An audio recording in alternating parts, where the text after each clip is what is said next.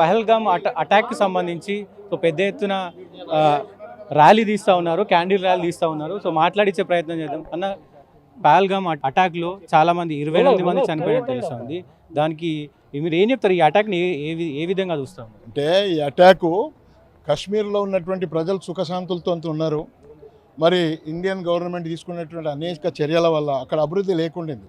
రోడ్లు కానీ ఏ సంస్కరణలు లేవు, వాళ్ళకు ఉద్యోగాలు లేవు, వాళ్ళు టూరిస్టుల మీద ఆధారపడే పరిస్థితి ఉండింది. ఇప్పుడు ఏంటంటే టూరిస్టులు రావటం, తర్వాత యువతకు ఉద్యోగాలు కల్పించడం, ఈ ప్రభుత్వం స్పెషల్గా అక్కడ కాన్సన్ట్రేషన్ చేసి ఇండియన్ గవర్నమెంటు వాళ్ళను కూడా ఇండియా ఏ విధంగా డెవలప్ అవుతుందో కాశ్మీర్ కూడా అదే విధంగా డెవలప్ కావాలి. అక్కడ ఉన్నటువంటి యువకులకు మరి ఉద్యోగాలు రావాలి, వాళ్ళు కూడా సుఖ సంతోషాలతో ఉండాలి కాశ్మీరీ వాసులనే ఆలోచనతో మరి భారతదేశం ముందుకు వెళ్తూ ఉంటే, మరి అక్కడ చూసాం మనం ఆగంతవాదులు వాళ్ళు ఒక 4-5 ట్రైనప్ చేసి పక్క దేశం నుంచి వారికి సపోర్ట్ చేసి మరి మనం ఉన్నటువంటి సుఖశాంతులను వాళ్ళు తీసేయడానికి ప్రయత్నం చేస్తూ ఉన్నారు. ఎందుకంటే ఈరోజు పాకిస్తాన్ ఆర్థిక పరిస్థితి బాగలేదు. అక్కడ ఉన్నటువంటి ప్రజల్లో ఆ ప్రభుత్వానికి వ్యతిరేకత ఉంది. ఆ వ్యతిరేకతను తగ్గించుకోవటానికి ఒక సెంటిమెంట్ క్రియేట్ చేసుకోవటానికి పాకిస్తాన్ ప్రయత్నం చేసిందేమో అని ఒక అనుమానం వస్తూ ఉంది. మరి ఈ 4-5 ఎవరైతే చేశారో వాళ్ళని మీరు ఒక్కటే చూశారు. ఒక ముస్లిం యువకుడు కాశ్మీరీలో వాళ్ళతోని పోరాడి ఇక్కడ వీళ్ళని టూరిస్టులను కాపాడడానికి తన ప్రాణాన్ని కోల్పోయినటువంటి సందర్భం చూస్తే, హిందువులనే చంపారు, ముఖ్యంగా గుడ్డలిప్పి ఇప్పదీసి మరి చూసి చంపారు అనేది కూడా అంటే అది ఒక పాకిస్తాన్ యొక్క కుట్ర. అది వాళ్ళు హిందువులను ఎందుకు చంపారంటే ఇక్కడ ఉన్నటువంటి మన మతాల మధ్యలో గొడవ పెట్టించాలి, ఇండియాలో అట్లాంటి గొడవ కావాలి. ఇప్పుడు అందరు కూడా చదువుకున్నారు పిల్లలు, మున్పటంతటి మూర్ఖత్వం లేదు. ఇక్కడ ఉన్నవాళ్ళు హైదరాబాద్లో ముఖ్యంగా గ్రేటర్ హైదరాబాద్లో ఉన్నోళ్ళు కానీ తెలంగాణలో ఉన్న ఆర్థికంగా చాలా బాగుపడ్డారు, ప్రశాంతమైనటువంటి జీవితాలు ఉన్నాయి, ఐటీ జాబ్లు ఉన్నాయి. కాబట్టి అందరు కూడా తెలుసుకున్నారు. మనం మన మన ఘర్షణలు, మత ఘర్షణలు క్రియేట్ చేద్దామనే పాకిస్తాన్ ఆలోచన కనిపిస్తూ ఉంది, కుట్ర కనిపిస్తూ ఉంది. వాళ్ళు చూస్తూ ఉన్నారు ఇండియాలో ఫస్ట్ టైం, భారతదేశంలో ఫస్ట్ టైం మరి హిందువుల కంటే ముస్లింలే ముందుండి నడిపిస్తున్నట్టు ఈ ఉద్యమాన్ని వాళ్ళని ఇక్కడ తెచ్చి చంపండి అని ఇక్కడ ఉన్నటువంటి మహిళలు కానీ మనం టీవీలలో రోజు చూస్తూ ఉన్నాం. పాకిస్తాన్ కొన్ని ఇంటర్వ్యూలలో ఇండియాకు సంబంధించిన వ్యక్తులే మనకు సపోర్ట్ చేస్తూ ఉన్నారు. బెంగాల్లో మమతా బెనర్జీ కావచ్చు, ఇంకా కొంతమంది లెఫ్ట్కి సంబంధించిన వాళ్ళు, కాంగ్రెస్ సంబంధించిన వాళ్ళు మన పాకిస్తాన్కి సపోర్ట్ చేస్తున్నారని కూడా వాళ్ళ డిబేట్లలో నడుస్తూ ఉంది కదా. అంటే జనరల్గా ఏమంటే మన మధ్యలో మరి డిఫరెన్సెస్ క్రియేట్ చేయాలంటే ఏదో ఒకటి మాట్లాడాలి. కాబట్టి మమత కానీ ఇంకోరెవరన్నా కానీ ప్రజలు ఇక్కడ ఉన్నటువంటి ఇండియన్స్ అందరూ బుద్ధి చెప్తారు. మరి రాజకీయ పార్టీలకు అతీతంగా ముందుకెళ్తా ఉన్నాం. నిన్న చూసాం మజ్లిస్ నాయకుడు అయినటువంటి అసదుద్దీన్ గారు కూడా మరి ఆ మీటింగ్ అటెండ్ కావటం, ఎప్పుడు కూడా మీటింగ్లకు అటెండ్ కాడైనా మరి వాళ్ళు మరి అక్కడ ప్రభుత్వం ఏమో బీజేపీ ప్రభుత్వం ఉంది, వీరిని కూడా ఇన్వైట్ చేయటం, ఇదంతా చూస్తూ ఉంటే మన అందరం కూడా ఇండియన్స్ ఒకసారి మనం బాగుపడాలి. ఇప్పుడు రోజు గొడవలు పడి మనం ఇబ్బంది పడే విధానం వెళ్ళిపోయింది. మనం హ్యాపీగా ఉండాలి, మన పిల్లలు హ్యాపీగా ఉండాలి, మన పిల్లలకు ఉద్యోగాలు రావాలి, ఐటీ జాబ్లు రావాలి, డాక్టర్లు ఇంజనీర్లు కావాలని ప్రతి ముస్లిం ఫ్యామిలీలో హిందూ ఫ్యామిలీలో వచ్చేసింది. మంచి ఎడ్యుకేషన్ వచ్చింది, మంచి అవేర్నెస్ వచ్చింది. కాబట్టి ఎవరెన్ని కుట్రలు చేసినా, వాళ్ళ డిబేట్లలో ఎన్ని చెప్పుకున్నా ఏం చేసుకున్నా మేమంతా ఒకటిగా ఉన్నాం. మాకేమి ఇండియాలో ఇది వాళ్ళు చేసింది కూడా ఒక రకమైనటువంటి మాలో ఐకమత్యాన్ని ఈరోజు ప్రదర్శిస్తూ ఉన్నారు. చూస్తూ ఉన్నాను అనేక ముస్లిం సంస్థలు రోడ్డు మీదకి వచ్చి పాకిస్తాన్ ముర్దాబాద్ అని ఏదైతే నినాదాలు టీవీలలో నిన్న మొన్న చూస్తూ ఉన్నాం. అంటే మేము ఎంత ఐకమత్యంగా ఉన్నాం దానికి నిదర్శనం. వాళ్ళు కుట్రలు చేశారు, ఆ కుట్రల్లో మేము పడలేము. హిందూ జలాలు ఆపేస్తే హిందువుల రక్తాన్ని నదిలో పారిస్తామని చెప్పి కూడా కామెంట్ చేస్తూ ఉన్నారు.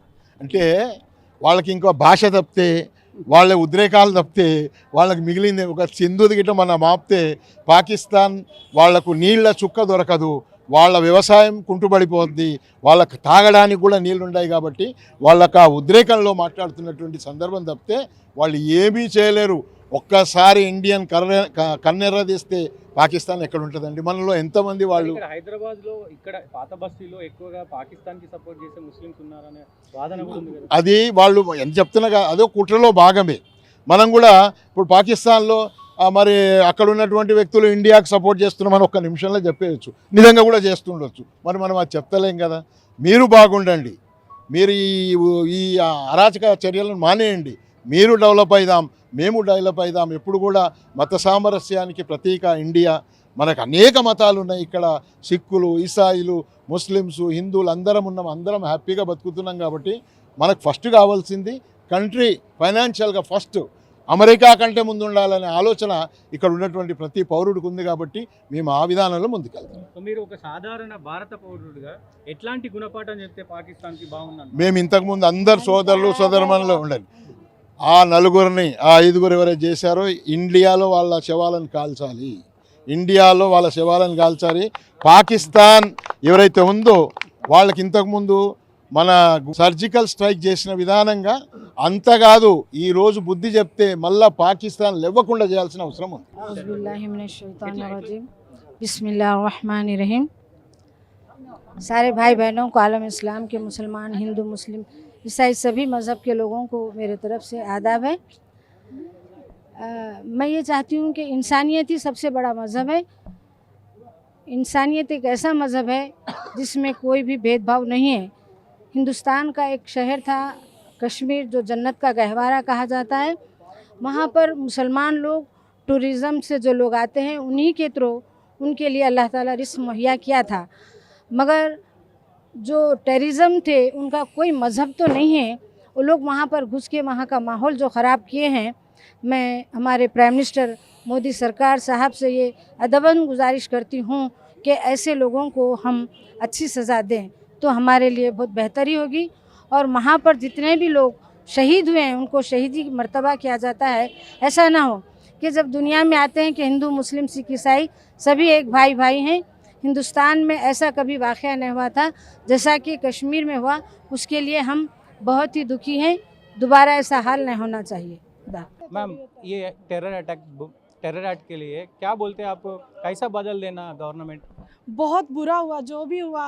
लोग घूमने गए थे, ऐसा नहीं होना चाहिए था। देखो आप सब यहाँ लोग मिलके रहते हैं, तो पाकिस्तान वाले ऐसे अटैक करेंगे। वो भी बोल रहे हैं कि ये बंद कर देंगे, वो बंद कर देंगे, हम हिंदुस्तान में घुस के मारेंगे। हिम्मत है तो हिंदुस्तान में घुस के मारे, पता तो चले। चोरी छुपे मारने का क्या फ़ायदा है?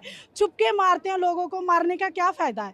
मारना है तो आगे आके मारे, पता चले, सामने आके मारे, पता चले हिंदुस्तान क्या चीज़ है। ऐसे घुस के मारने का दिलबुझी का काम है, ऐसे अच्छी बात नहीं है। मुर्दाबाद पाकिस्तान है, मुर्दाबाद रहेगा, हिंदुस्तान जिंदाबाद। यही तो बात है ना, हिंदुओं को चुन चुन के मारा, किसी और को नहीं मारा। हिंदू अलग, मतलब हिंदू के अलग है, खून तो सभी का एक है। ब्लड तो मुसलमान ही एक है, हिंदू एक है, सिख एक है। ऐसा क्या कि मतलब घुस के आके चोरी छुप के आके क्या हिंदू का घुस के मारना कि आप हिंदू हो कि मुसलमान हो? खाली हिंदू को मारा, मुसलमान है सब, हम हिंदू भी एक हैदराबाद है। में रह रहे हैं। अब ये देखो सब कितने भाई इतने अच्छे सारे मुसलमान है, आप एक हो के रहते हैं। लेकिन जो भी अभी हम सर हैदराबाद में रह रहे हैं। हम हिंदू मुस्लिम इतनी इज्जत करते हैं, इतनी रिस्पेक्ट करते हैं हमारी। हम साथ में घूमते हैं, इनके साथ खाना भी खाते हैं। ऐसे ही कभी नहीं देखा कि कोई हिंदू को, सिखों को या मुस्लिम मार रहा हो। ऐसे जो भी है गलत किया। पाकिस्तान मुर्दाबाद है, मुर्दाबाद रहेगा। कांग्रेस पार्टी ने बोल रहा है ये बीजेपी का फेल्यूर है। हाँ जी सर। तो कांग्रेस पार्टी बोल रहा है ये बीजेपी का फेल्यूर है। सर ये तो राजनीति का काम तो है ही। ऊपर बैठी हैं पार्टियां सब कुछ करवाती हैं, क्योंकि हम आपस में झगड़ा करते रहे और वो पार्टी में आगे बढ़ते रहे। वो तो आपस में बढ़वा रहे हैं और कुछ नहीं है। तो खाली कांग्रेस और बीजेपी जवाब कैसा देना पाकिस्तान को? पाकिस्तान आगे सामने से जवाब दे तो हम भी सामने से दें। हम औरतों ने चूड़ियां थोड़ी पहन रखी हैं, पहनी है पर झगड़ा भी करती हैं, लड़ना भी जानती हैं। सामने आकर दिखाएं, फिर पता चलेगा कि कैसे पंजाब की औरतें, हिंदुस्तान की औरतें कैसा झगड़ा करती हैं, पता चले उनको। हिंदुस्तान जिंदाबाद।